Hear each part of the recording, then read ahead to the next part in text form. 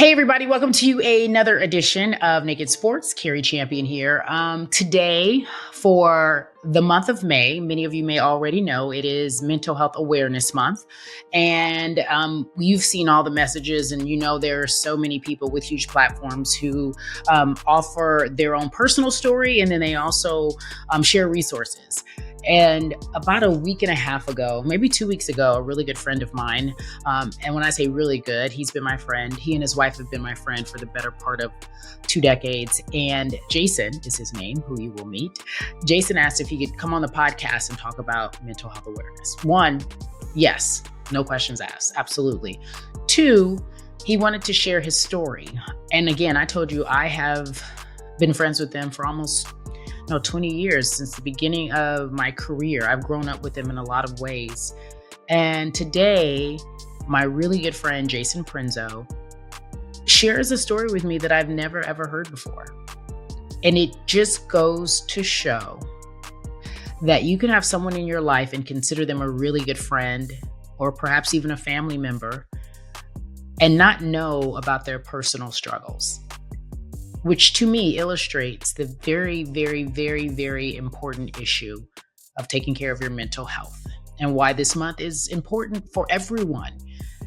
Everyone could look good on the outside, but be struggling on the inside. And to me, that is what I saw when my friend shared this story. So for those of you who are going through tough times and you think you just put your head down and figure it out, great, that's fine. I don't know what the stress is in your life. I don't know what family, friends, circumstances you're living with, but sometimes life is hard. It just is. I wish it wasn't. I wish I could say no. But I think that if we're all honest with ourselves, there is some point in your life eventually where you get to the point and you say, God, this is hard. I wish I had some help, or I wish I could talk to someone about this. And hopefully after hearing Jason's story, those of you who are in that space feel inspired to do so. Take care of your mental health like you take care of everything else. You have to take care of your mental health. Welcome to this edition of Naked Sports.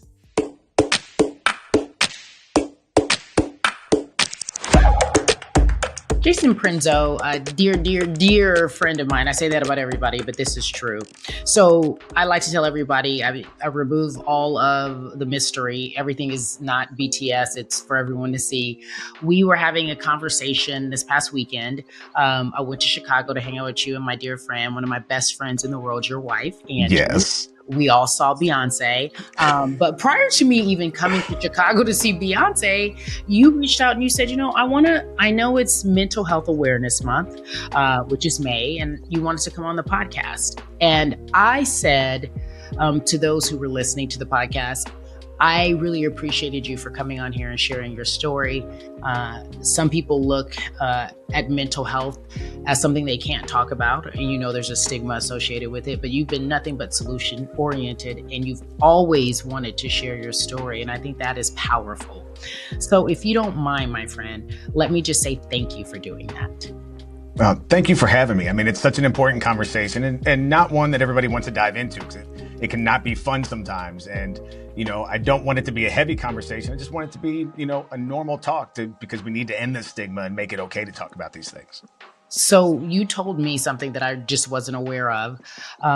You are, in terms of your credentials and qualified, outside of dealing with this all of your life, tell people what you have been able to do in your work towards being an advocate for mental health. Well, I started back in 2018 as an ambassador for NAMI. I went there as part of a pitch that a doctor was doing on ketamine treatments. And once I started talking about my story, they had asked me to become an ambassador. And I don't know that I was aware of how important this work was until they had me talking to the Chicago Police Department. And as I was telling my story and my struggles growing up with masculinity and how I've had to deal with that as an adult, I noticed that these guys that are kind of alphas, that, much like athletes that are warriors that we think about as being strong, were waiting in line to talk to me afterwards. And they were emotional and saying that they had never heard somebody say things that they could relate to. And it made them feel better because there's a shared experience. And it just taught me that this needs to be dug into even more. And it became a very important mission for me because we do need to end this stigma. And I've dealt with this since I was 5 years old. I was diagnosed with depression disorder at 5. I had a very traumatic childhood because of my father. There's a through line from my father to all of my mental illness. And I needed to use it as a way to not be a weapon against me anymore. I needed to use this as a powerful tool in order to help people because it's the only way that I can use this for good. And if I tell my story first, nobody can hold it against me, and I need to own it. There's always that quote that I think of, that we spend most of our adulthood trying to escape our childhood, and escape probably shouldn't be the word. It should be trying to understand and process and heal from our childhood. And healing is not a linear thing. But you say 5 years old, you were diagnosed with depression. How does that happen to a 5-year-old? How does a doctor know that, yeah, these are the signs? What are the symptoms? If someone has a child right now, and it probably is more easy to diagnose that when your children are able to use, full sentences, subject and predicate. But when you're 5 years old, I would think that would be difficult. Well, we had a school assignment in kindergarten that we had to draw a family portrait. And I drew my little portrait and turned it in. The next day when I showed up at school, they had me go to a counselor's office. And they asked me to describe my picture because, kindergartners, we're not the best drawers, or, we don't color very well. But they had an idea of what was happening here. When I explained that my family photo was my mother and I taking my father out of a bar drunk, because that was the perception that I had in my head, that set off alarm bells and started some conversations about what was happening at home and how I've been feeling. And I was immediately put into therapy. And I did therapy from 5 up until about 6th grade when I pulled myself out of it. And it was extremely helpful, but it was all that I knew. But because of some other things going on in my life, my father was very violent. Violent in the way that he was firing shots at our house at night. He was trying to run us off the road with his car at different times. He was just an extremely violent person. And, we were always on the run. We moved. I went to 8 schools in 12 years. I lived in 15 different apartments or houses as a kid. So I was constantly the new kid. And when you're the new kid and then you're the one that somebody's coming in and opening the door in the classroom and asking you to come out, all the other kids are like, ooh, what's going on? Like, they think you're in trouble. And it's hard at 9, 10, 11 years old to explain to people that you're going to therapy, especially you're talking about the early 80s, late 70s, early 80s, when this was first happening to me. It just wasn't something that kids did.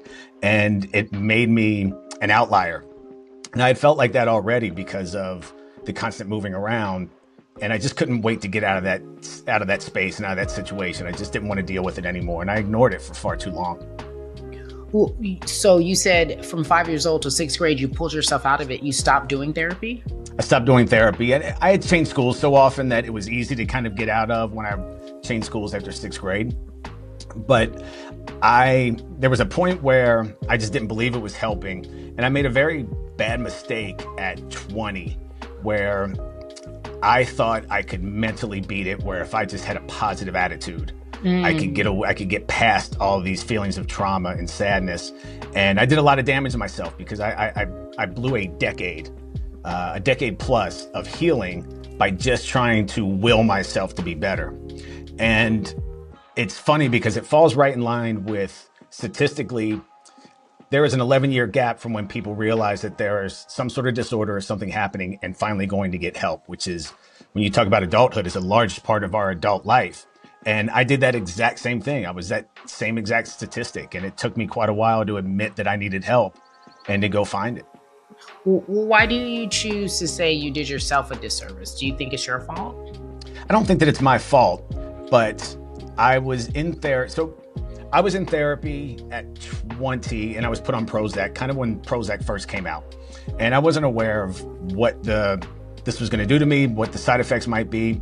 And when I had a cousin that was murdered, and when he was murdered, I remember thinking, boy, what would Keith have done if he knew he was going to pass on this day? Like, how would he have looked at the last year? Would traffic have put him in a bad mood? Would he have been upset that his girlfriend didn't call back? Whatever it was.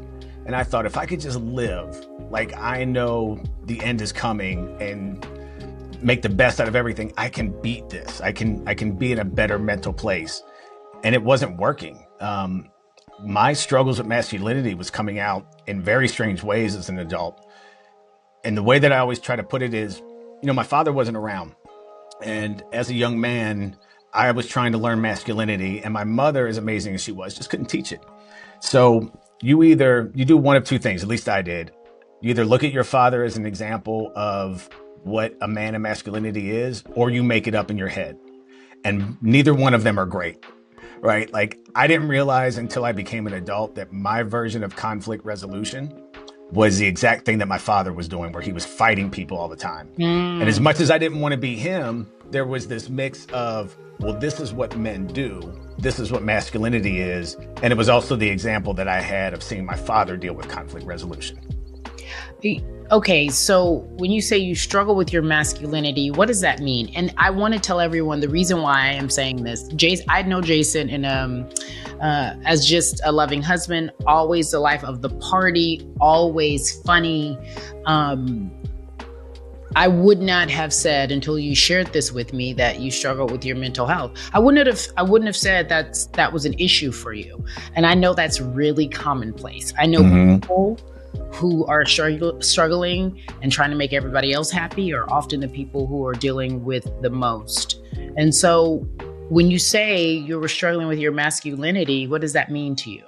Well, first of all, what you're describing is what we call smiling depression. And that's somebody that is holding down a job. They're very responsible. They seem like the life of the party, but they're struggling inside. We call that smiling depression. It's not a medical diagnosis, but that's kind of what it's called. And it's a signal to all of us that everybody needs to be checked up on, not just the people that we think are struggling. But to get to the masculinity part, I had no examples growing up. I was raised by a woman, and I was around women all the time. So I was always extremely comfortable with women, having conversations with women. I mean, I think you can tell that from our time together. I know. I'm trying not to laugh. This is serious. Because Jason will kiki. He'll get into it. I'm but here's the thing, though. Even though you do enjoy our company, and I consider you, for lack of a better term, one of the gals, there's nothing about you that feels less masculine when you are with us. You just, you feel comfortable. You feel at ease. You don't feel, it doesn't feel like it takes away from your masculinity. I'm telling you how it's perceived. Yes, me. Thank you. And that's probably because I have a much higher comfortability with women. Yeah. Right. Like I know that space and I know how to talk to them. I've gotten better with men, and I have very close friends. I have extremely close friends. You do. But growing up, because I was bouncing around all the time, I didn't have long-term friends. My friends were lasting 6 and 8 months, and then I was getting new ones. And you're the new kid, and as young boys, we're not that welcoming sometimes when there's a new kid. And so I'm fighting to try to be one of the guys without ever having an example of what being one of the guys is. So I never felt like I stacked up to everybody else. And when I became an adult, I didn't know how to live in that space without being either hyper masculine or being myself. I couldn't find that medium ground, and I always felt a hyper masculine. And because my relationships, and this is going to hit you a little bit because I've done this with you before. One of the things that I do, because I'm so insecure in my relationships, because the abandonment issues I have as a child are long term. My parents married and divorced each other twice while I was alive, and then moving around. There's just a whole lot there. But I'm so insecure in my relationships that a few things happen. One, I test people all the time because I think that I need them to prove their love for me, because it's what I've always wanted, and I don't trust people because I think everybody's leaving. And I leave at the first sign of any disruption. To this day, if I text a friend of mine and I don't hear back from them for a few days, I'm like, it's over. It's over. We're not friends anymore. I'm going to pull myself out of it, because me making the decision to leave the relationship is a lot easier to handle than if somebody else does it. And from a romantic standpoint, it would keep me in very toxic relationships, because the idea of losing somebody that you feel loves you hurts more than the pain of being in a toxic relationship. And the way that I always explain it is, you're kind of always chasing the next I love you. You're not getting what you need emotionally from somebody, so you're always kind of doing more for them because you just want to hear that I love you. And my biggest downfall is the constant need to feel loved and accepted and seen. And I realized that I put off this air that I don't need it. I need it. I struggle greatly with my insecurity in relationships. Yeah. And there have been times with you that without you knowing, and this is really unfair on my part, but it's something I'm working on, where I may, out of the blue, mention something to you that I have going on and I'm excited about it.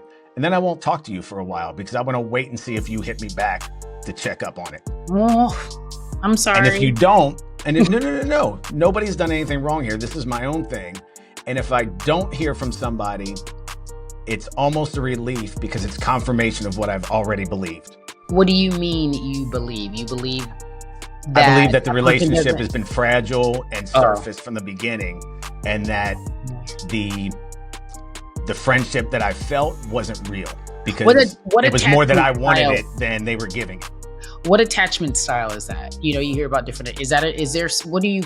How would that be diagnosed when you describe that? What is that? Well, I'm a people pleaser. Yeah, I'm a pleaser, which is a lot of pressure because I feel like my value in friendships is making other people feel good. That's the only thing that I bring to the table, that I have to be everybody's hype person. I see. And so what happens, and this happens in my friendships, right? Like I go overboard with my friendships of being hyper supportive, hyper diligent because I'm trying to hang on to it. And it took me a long time to realize that the people in my life that I love aren't going to be overboard back with me because they don't have those same issues of abandonment. They don't have those same fears that I have, so they don't need to do more. They're doing what everybody else does. And I had to stop expecting that back from people because their insecurities aren't mine. Yeah. And they're not doing anything wrong by just being a very normal, supportive friend. They don't have to go overboard to prove themselves to me. Well, there are instances, I will say this, where you've been my friend for a very long time and life gets busy. Anybody who is my friend knows sometimes I forget important things and it happens all the time. In my mind, I think, first off, if you love me, you'll understand. You could charge it to my head and not my heart. You know what I mean? It doesn't mean I don't have to. It doesn't have to be transactional for me. We could go months without talking, and I still love you the same. And I'll catch you up on all the things of life.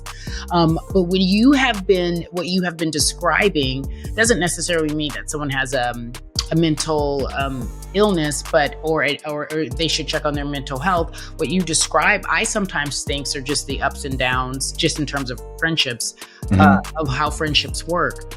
If someone's listening right now and they have been struggling maybe with that area or other areas, what are the feelings that's especially for men? What are the feelings that arise that say, you know what, I might need to talk to somebody, or I might be struggling and I'm not being honest about it?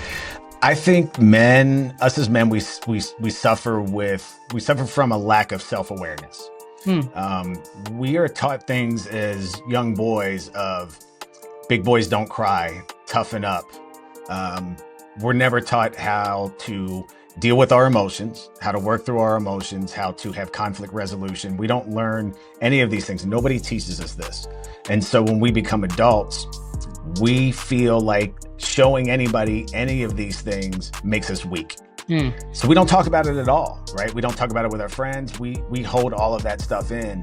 And there's an unfortunate responsibility that we feel as men, whether it's real or not, that we have to take care of everything. That it is our job to keep everybody safe in the house, to make sure the bills are paid, to make sure that everybody else is good before we can take care of ourselves. And that's actually backwards. We need to take care of ourselves before we take care of anybody else. And I think men, we're just so used to this pressure that we don't realize what we're feeling, that we don't realize that some of these things that are happening are having an effect on us. And the biggest one for me is being aware of my body. My body will tell me when there's stress happening and when something's coming on quicker than when my mind will tell me. I get stress in my shoulders, so my shoulders tighten up. I'll get sick to my stomach. One that's happened lately because I've been under a lot of stress is tingling in my arms and fingers, which can feel like a sign of a heart attack. Yeah, that's the so first it was thing. really scary at first. Yeah. And it wasn't until I went to the doctor and we talked about it that it's a stress response. Some people will have twitching in their eyes. These are all indications that there is something going on psychologically that we are stressing about or is bothering us. And that's kind of when we need to start taking some action and just paying attention to how we're feeling. If you're noticing that you or somebody is spending an inordinate amount of time in the house or in bed, that's a huge sign that there's something going on. Pulling away from friends, another huge sign. When we're in this bad place, we isolate. You know, there's a reason why we lay in bed all the time, because the idea of getting up out of bed just feels monstrous. It feels like the biggest thing we're going to do all day is just get out of bed. But it works backwards, because we're in this place where we don't feel well and we don't want to do life. And so we hole up in bed, but doing that just makes every day feel like it's 100 hours long. And you feel like you're just never coming out of this space. And the ridiculousness that we feel is very, very real to us. So when a friend tells you what they're feeling and why they're feeling this way, one of the worst things anybody can say is, what do you have to be sad about? Or think about the bright side. One of the most irritating ones is, well, if you think that's bad, I did this. Yeah. And all that is going to do is make any of us stop talking, because it's hard enough to try to fight through these feelings without having to fight with you to accept what we're feeling, right? Do you think, because I could imagine friends saying that. I am in therapy. I've been therapized enough to know not to say that. But for those who don't have therapy and they don't have the words, they think they're consoling you. Yes. Is there a space for you to say, I know you're trying to console me. That's not going to help, though, in this moment. Is there a space for you to understand why they don't understand those aren't the words? Yes, but it's hard in that moment. Okay. Right, because you're already in this place where you're fighting, right? You're in fight or flight mode, and you're fighting to get out of this. You're fighting to get into a better headspace. We want to be happy. And when somebody is saying those things to you, even though we know it's going to be helpful, there's a lot of anger that's built up because we feel alone in that moment, and the people that we're leaning on don't understand. But in that moment, to your point, we do need to be able to take a step back and say, hey, look, I know you're trying to help. Yeah. But you're making me feel more isolated. All I need from you is to say, I'm sure that's really hard. What can I do to help? Yeah. I can't imagine what that feels like. Just make us feel as if you understand and can be compassionate in some way. That's so good. So good. I think having this conversation with you is so helpful, because I tend to only share with people I'm close with, but I'll share, I'm struggling with my relationship with my mother. And I'll say this, I'll say, I'm going to tell you something, but I need you to understand, I don't want you to solve this problem. I definitely don't want you to take her side. I want you to hear me as a person and separate yourself from this. Just hear what I'm saying. Yes. And my friends, without fail, yourself included, never let me down. People who don't really know me and I share too soon, that will happen. So I know it's really important to create a safe space to share these feelings. And when we talk about how sad we are, some people don't want to use the depression word, but studies show that what's the percentage of people who experience some sort of depression throughout their lifetime? I would assume everyone. Pretty much it's like 70 or 80% will experience some sort of mental health issue at some point in their life. I mean, for athletes, they say that 35% of elite athletes struggle with their mental health. And we've had more and more people come out and talk about that. You know, obviously Simone Biles, Kevin Love, Jake Lazer's written a book about his struggles. So it does affect pretty much everybody at some point. Those of us that have clinically either have anxiety, depression, those things are constant. And there's a little bit of a misconception when it comes to anxiety. And I realize now, I wasn't diagnosed with anxiety until I was married. And I realized that my anxiety... Are you saying that my friend Angie brought on anxiety? No, I'm saying that your friend Angie was the one that pushed me to go to the doctor and get help. Love it. Okay, I love it. Because I was going to fight you just for 5 seconds. So I ruined our honeymoon because of my anxiety. I'll tell you a quick story. Okay. work is a major stressor for me, and I have a lot of anxiety and a huge amount of imposter syndrome. And that's something that I work on all the time. So when we were on our honeymoon, we were in Vegas, and Saturday, Sunday, great. We're gambling, we're going to dinners, we're having fun. When Monday came around and I was normally working, my brain went to work mode. And we were going to the pool. We had a cabana rented by the pool. And my brain was lying to me saying that if I don't work today and the company has a bad day, it's going to be my fault and I'm going to get fired. If I don't work and they have a good day, it's going to be proof that I'm not necessary and I'm going to be fired. So I told Angie, I'm just going to send a couple of emails, and that turned into 6 hours. And we were at the airport and I was having a breakdown, and she grabbed me by the hands and she said, "You have anxiety and I need you to go get help." And I said, "I don't. I have a stressful job. And if we're going to be married, I need you to understand the stress that I'm under and the pressure of my job." And she grabbed tighter and she said, "You have anxiety. It's not just affecting you, but it's affecting me." And that crushed me because it's the person I love the most. And I realized I had ruined our honeymoon. So you did not ruin the honeymoon. Just ask her. No. Please say no. Go. But, the anxiety is kind of what leads to a lot of these feelings, right? Because when we're struggling with anxiety, especially for me, is I can only think of worst case scenario. Yeah. And a lot of times I spent my childhood thinking that was preparation, that I was just preparing for the worst in case that happened. But I realize now that what I was thinking was that only the worst was going to happen, that there was no other option but the worst thing. And you spend months, if you got an event coming up, if I have a big speech coming, I'm stressing for an entire month about what am I going to do when this is awful? What am I going to do? What is Cari going to say to me when I'm terrible on her podcast today? Those things are constantly going through my head. I know. And it's, in the simplest term, it's a form of brainwashing. We are self-brainwashing.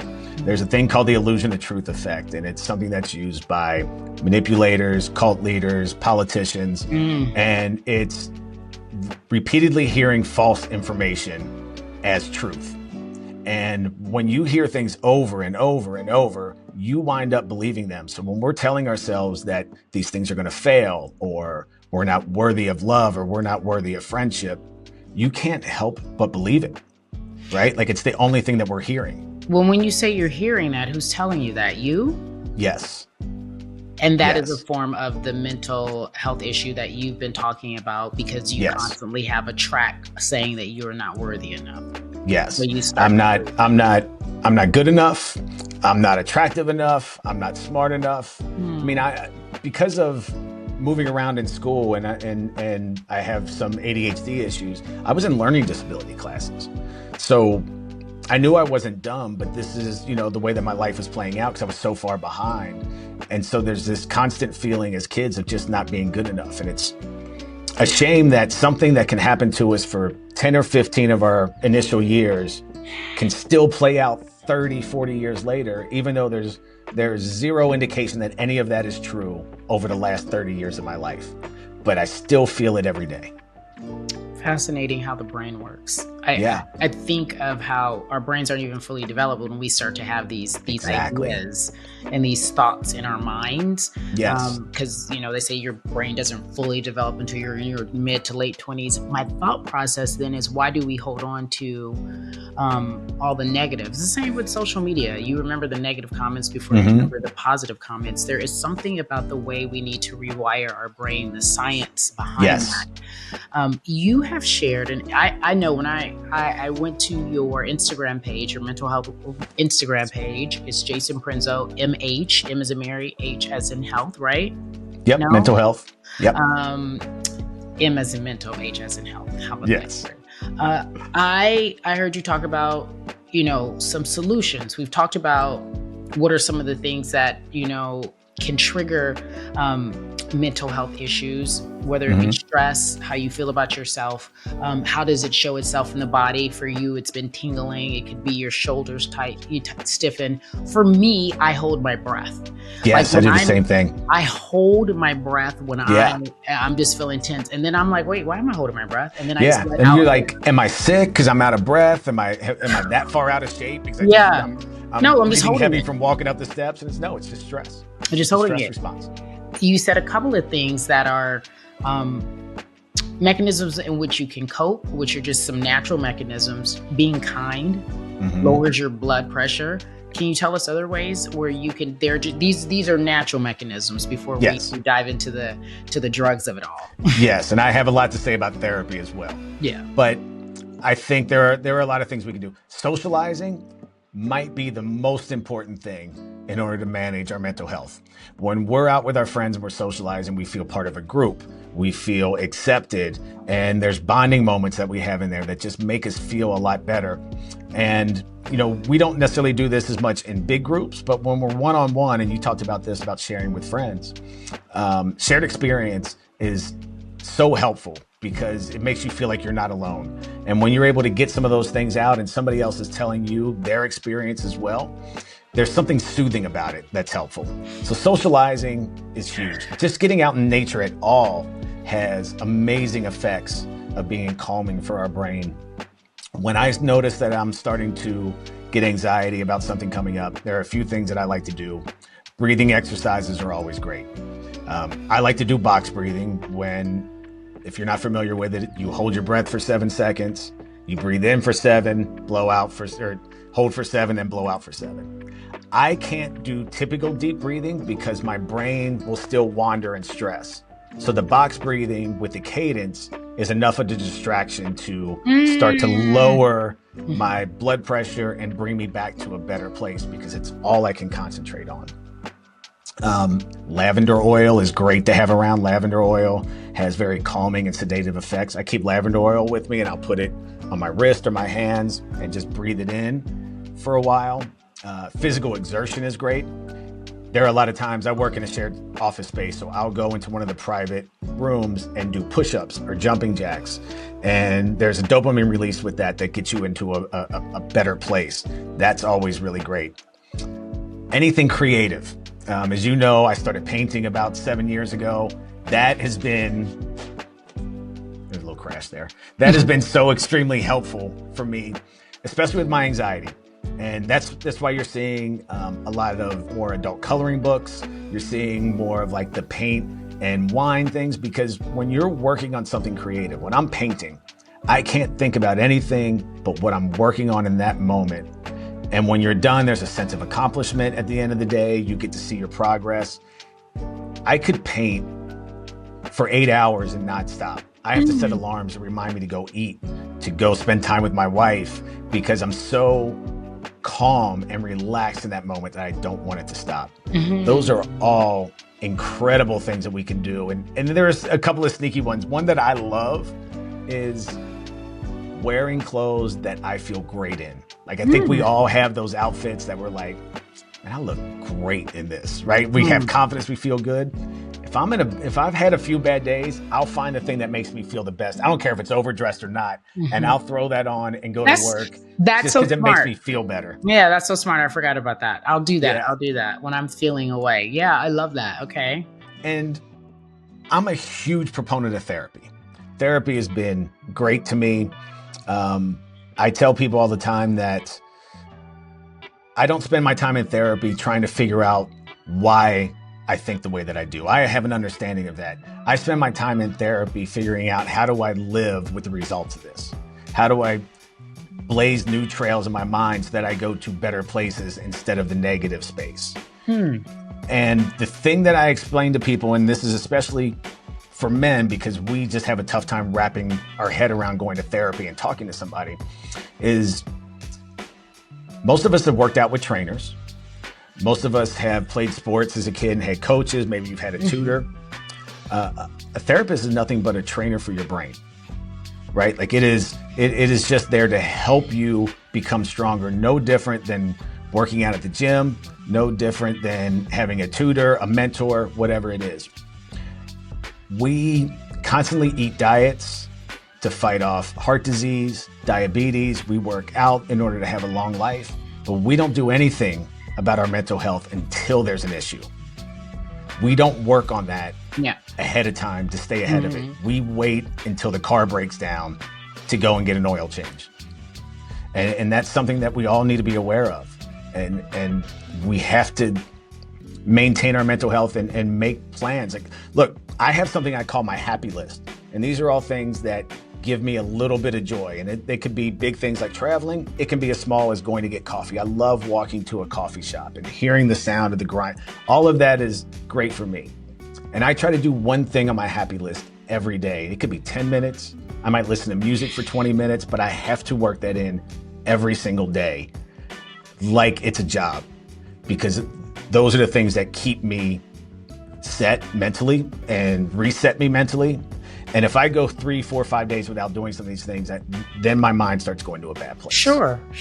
It's interesting for me when I'm in a space where I'm not happy. If I start cleaning my house, yes, I feel so good. Like that's when people come over. They're like, "Your house is so immaculate." I'm like, no, it makes me feel better to unpack my clothes as soon as I travel, to do some laundry, to, tighten here. It's a physical, it's all this anxious energy that wants to be released. That's what I hear you saying. And then there's also this anxious mind that needs to be calmed. And that's why when people say things like, oh, I go outside and I walk. I'm living in New York now. I walk every week in my favorite neighborhood because it's a neighborhood. It's not loud, it's not busy.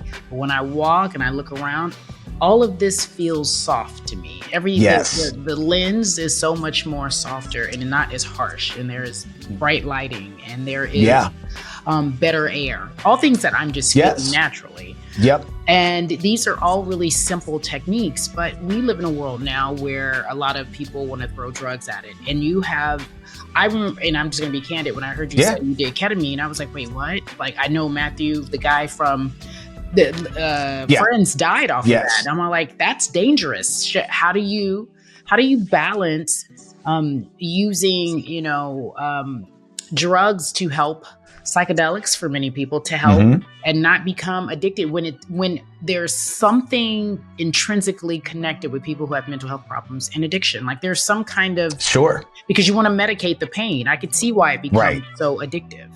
Right. So a couple of things. I've done all different types of medications.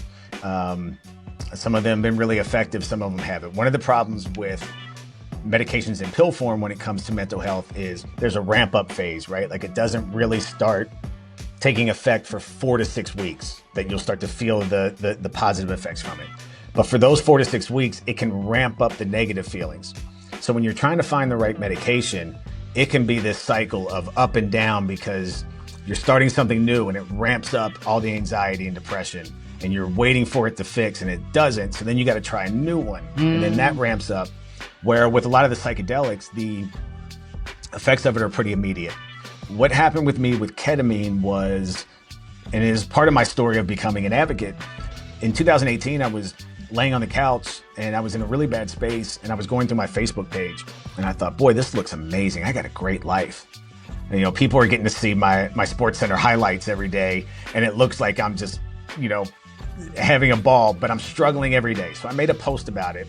And I was shocked at how many people responded. A lot of DMs from people just wanting to talk about stuff. And a friend of mine who is an anesthesiologist had just opened a clinic and he was doing ketamine treatments. And he said to me, he goes, I didn't know that you were struggling. Why don't you come and try ketamine? And I completely refused. I was like, this sounds silly. It sounds scary. It sounds scary. Yeah. I'm not a drug user. It's not something I'm interested in. But he kept asking and I kept doing the research. And what I learned was that ketamine was originally used during the Vietnam War when they were doing surgeries in the field. And what they realized was that people were coming out mentally feeling better than they were prior. And the University of Michigan started doing studies on the effects of ketamine. So essentially what happens in ketamine treatments, and I've done it where it's an IV. And you go in and it takes about 45 minutes. You have a small trip. Like it's such a micro dose that it's not something that you feel the need to become addicted to. I'm sure there's some addictive results from people that are doing this, but it's very far and few between. And the effects can be immediate. When you first do it, you got to do it like 6 sessions in the first 2 weeks. And then those effects, the positive effects can last up to a month to 6 weeks. So you're not constantly doing these treatments. Oh, okay. But are you administering, or are you going to? No, there's a doctor. Okay. I would only do it with a doctor administering. You can only do it with the doctor. Yes. You can't run around and pop some ketamine pills. You have Correct. to have a doctor Correct. administer. So that is the way to at least 1 or 2 safeguards to stop it from happening. But I'm Yes. sure it's obviously out there illegally. But you're saying Right. if someone wanted to try it under a doctor's care, it does. Correct. And the gentleman from Friends that passed away from it, he had like 6 times the amount in his body that you would get from a treatment. And when you get a treatment, it only lasts in your body for up to, like, it's got a 50% rate for like the next 2 days. He hadn't had a treatment for a week and a half. That wasn't in his system anymore. And I realized that the headlines make it look like ketamine treatments are killing people, and that's just not the case. He was overloaded with ketamine. He was doing it as a recreational drug. What made you decide to use ketamine? I felt like I was running out of options. I changed medications so many times, and it had me in such a bad place that I was desperate. And when I did the research, I gave it a try, and honestly, it was really helpful. I will tell you this, and I'll get a little emotional. 2020, I became suicidal for the first time. Even though I'd struggled with depression and anxiety my whole life, I had never thought about suicide until I had a friend die by suicide when I was 18. And I'm not lying when I tell you that the idea of suicide crossed my mind every single day for the next 30 years. And it wasn't something that I was planning. I kept it as an option, that if things got bad enough, I always had this out. And in 2020, I started to normalize it. We had all the turmoil politically. We had protests happening everywhere. I'm looking around and seeing how my friends like you are being affected by some of the things that are happening. And it's tearing at me. And I feel like I'm arguing with family, and I just couldn't take it anymore. And I realized that I normalized it so much that I knew how I was going to do it. I knew where I was going to do it. And I knew I was going to do it in a way that nobody I love would find me. Because I didn't want them to have that trauma. And one of the hardest things that I ever did, and one of the best things I ever did, was I was aware enough to go to my wife and say, life is too hard for me, and I'm having really bad thoughts. And we immediately got me some help. And that help was a ketamine treatment. And ketamine in one treatment can help relieve those thoughts of suicide. And it saved my life. I mean, it saved my life. And what I did from there, I went and checked into an outpatient facility. I did 2 weeks of intensive group and one-on-one therapy, and I needed it. And the things that I learned there have been life-saving and life-changing. A lot of the things that I talk about as far as tools to help are all things that I learned over those 2 weeks. And when I did it, I was very upfront. I told all the people that I work with, anybody I do business with, hey, this is what's happening, this is what I'm doing, because I wanted to start letting people know that this is okay. If I had cancer, if I had diabetes, if I had anything else that required me to get treatment in a facility, I wouldn't be embarrassed about it, and I shouldn't be embarrassed about this, and I refuse to be. I love you, friend. That's so kind that you didn't share that story. Now we're all crying. It's okay. I think that it's very important to be as honest and as vulnerable as you are. This thing called life isn't easy. We need more than just 1 month to highlight why mental health is so important. And I don't want to say it's popular or in vogue, but I am always so encouraged when I see athletes, to your point, or celebrities or whomever, people with a platform. And I've watched you talk about this in bits and pieces. I watched one of your very first corporate speeches that you gave, and I immediately thought, oh, this is his assignment. This is what he has been called to do. You are a creative in general, but this will be your legacy and how you will change people's lives by sharing your story. Thank you. And then also, admittedly, still struggling, still trying to figure it out. Still struggling. Look, I'm never going to beat it, right? It's not going to go away. I have to learn how to manage it and live with it and not have it affect the people around me. You know, we talk about athletes, and it's come out a lot lately. I was really shocked at how many of my athlete friends would come to me one-on-one and pull me aside and go, I didn't know. Yeah. Here's what I'm feeling. I've never told anybody. Yeah. And their struggles are a lot different, right? Like, I've seen friends of mine struggle during retirement because that transition from retirement to everyday life is really difficult. And I don't think that a lot of us as fans or general public realize these guys are still in their 30s. And most of the times they haven't made the decision to retire. Somebody made that for them. And something that they've been doing their entire life since they were 7 or 8 years old is suddenly being taken away at a time when they're still young and healthy. There's a huge identity crisis there. And for those people that make up the majority of professional athletes that don't make retirement money, you're looking at being 34, 35 years old and trying to figure out what's next because you have to work. Mm-hmm. And you've never had a job. You've never made a resume before, and everybody else is far along in developing their careers, and you're figuring out what's next. Yeah. That can be a huge blow to people mentally. It's also to anybody in a space where you have to find out who you are. Like, you think about that. What about when someone is transitioning into a new career, such as yourself, or trying to redevelop the career that you have, such as myself, I was going to bring that up. Or even you left a big company, a huge brand, and you did it on your own terms. And look, I've told you when you first told me you were going to do it, I was so proud of you, and you've done amazing since then. But I imagine there had to be a period where you were like, your identity is attached to what you do, and that happened to me when I was a local news reporter, and then I wasn't a local news reporter. I was just trying to figure out when can I get my next local job, and I didn't. But I would lead with, I'm a reporter, and so much of our worth is attached to what we do. Mm-hmm. And so I see it in everybody's world. I see it when a mother's children leave and she's an empty nester, and she doesn't, or when a woman decides to leave her husband and she's happy that she did it, but she has to find a whole new life, or vice versa when a man leaves his family.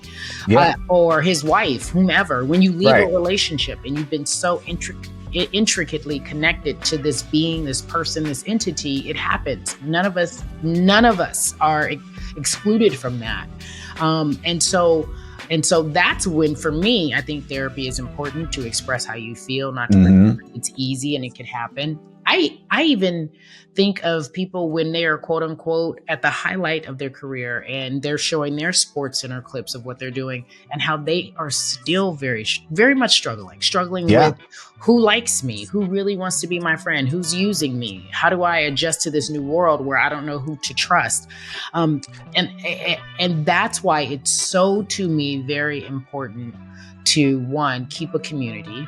When you start talking about your friends and who you can share with, I think that's the only thing that saves us in any of these circumstances. Totally. And look, there are a couple of things that I want to talk about that you just pointed out. One, as parents, like you talk about, raising children, a mistake that I think a lot of parents make is they try to fix themselves to their children. And that's what my mother did with me, where she was trying to prepare me to not make the same mistakes she did, because they were a problem for her, but they weren't a problem for me, right? So at 7, 8, 9 years old, my mother was trying to teach me how to be an adult, where I knew when bills weren't getting paid. I knew when we might get evicted. I knew when loans didn't go through. And she was trying to teach me responsibility and to how to understand how to be an adult. But at that young age, all it did was cause me to have more fear of what was happening. I had already had fear of what my father was going to be doing physically to us. Now I have this fear that I have to deal with if I have to think about these things with my mother. And, that she was just trying to fix herself, right? Because she didn't have those tools when she had first gotten married. She wanted to make sure that I had them. But, she had the best intentions. It just caused a lot of anxiety. And that's difficult, right? Like, for women, you guys have so much pressure, and it's different than what men feel.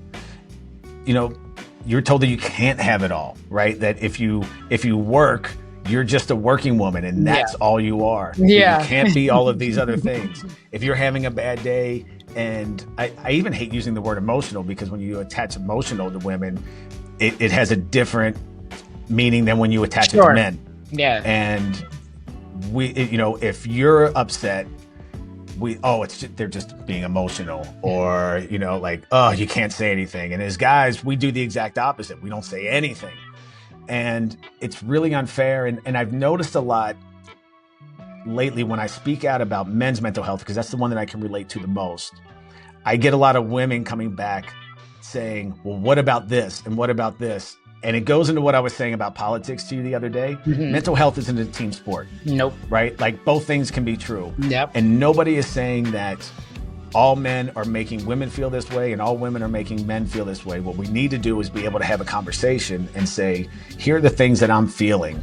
And even though I may feel as a man that it's my responsibility to take care of everything, I'm not saying that it is. I'm saying that's the pressure that I feel, right? Like, my wife and I have taken turns being breadwinners, and my wife has out-earned me a lot of times by far. It has never been an issue to me. Mm-hmm. But even in those times, I felt like it was my responsibility to make sure that all the bills were paid, that I had everything handled. Even though my wife is very supportive and can handle a lot of those things, it's just the pressure that I feel. And I'm sure she feels pressure of what is a great wife. I know she felt a lot of pressure of that she wasn't the right kind of mother, that she wasn't the arts and crafts mother. She was a working mother. So she felt like she was failing there. And that's really unfair. So there's all these societal pressures and gender pressures that we have. And it's not a team sport. We can come together and talk about these things and what our differences are and help each other. And it's not me against you. It's not men against women. So when you hear certain genders talking about their struggles, it's not saying that they have it worse or we have it worse. We're all in this together. We're all just trying to figure it out. I love it. You posted something on your mental health page that said, it was about normal. And I'll end with this. Like, normal is subjective. There is no normal anything. What you normally do, there's no such thing. And I think the more that we have these conversations and we're more honest about where we are in our normal space of life, yes, then people will start to understand. Yeah. I appreciate you so much. What other resources would you like to provide? You have Jason Prenzo, MH. Can follow you on Instagram. Where else can people find your work? You can follow me on Instagram. My website is jasonprenzo.com. And on there, if you're searching for help, I have a page that has a list of different resources in order to find therapists, in order to find an affordable therapist, in order to find help for substance abuse, for any sort of physical abuse. That's all on there if you go to my page, because there are a lot of resources, but a lot of us don't know where to go to get them. And so I've got them all listed on my page, and I would encourage anybody, if you're struggling and you need help, there are ways to find it. You can go directly to my page and find any sort of resources you need.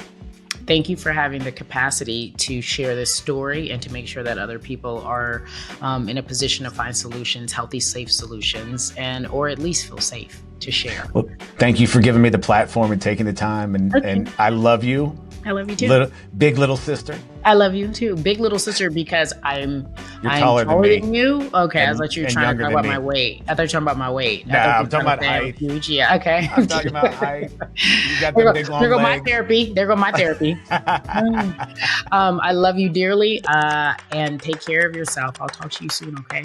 All right, I'll talk to you later.